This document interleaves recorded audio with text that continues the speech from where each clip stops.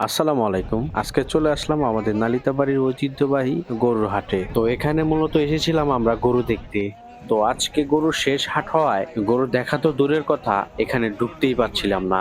আজকে এত মানুষ হয়েছে যা আমি কল্পনাও করিনি। তো যাই হোক, গরু যেহেতু দেখতে এসেছি অবশ্যই গরু দেখেই যাব। প্লাস আমাদের একটা ছাগল দরকার, তো ছাগলও দেখে যাব।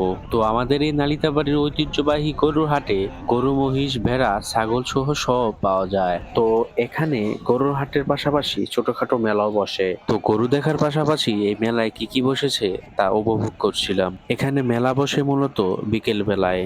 আমরা যেহেতু সকালে গেছি তাই এখনো অনেক দোকানপাট বসে নাই। তো দেখতেই তো পাচ্ছেন আমাদের নালিতাবাড়ির ঐতিহ্যবাহী এই গরুর হাটে কি পরিমাণ লোকজন আসে। তো কিছুই করার নেই, যত ভিড়ই থাকুক এই ভিড়ের মধ্যেও আমাদেরকে গরু পছন্দ করতে হবে। তো অনেকক্ষণ হাঁটাহাঁটির পর আমাদের বাজেটের মধ্যে কোনো গরুই মিলাতে পারলাম না, কারণ এবার গরুর দাম অনেক বেশি। তো আগেই বলেছিলাম আমাদের গরুর পাশাপাশি একটা খাসিও লাগবে, তাই গরু মিলাতে না পেরে খাসি দেখতে চলে গেলাম।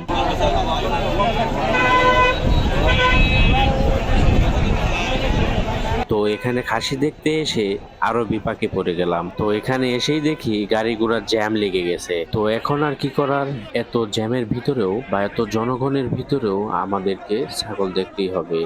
তো অনেকগুলা ছাগল দেখার পরেও আমাদের বাজেটের মধ্যে কোনো ছাগল মিলল না। তো আমি ছাগল গরু কোনোটাই মিলাতে না পেরে বাসায় চলে আসলাম। আর বাসায় এসে দেখি বড় ভাই একটা গরু পছন্দ করে নিয়ে আসছে। তো ছাগল কিনতে না পারলেও গরুটা কিনা হয়েছে। তো এই গরুটার দাম নিয়েছে 90,000 টাকা। তো আজকের ভিডিওটা এই পর্যন্তই, দেখা হবে অন্য কোনো ভিডিওতে।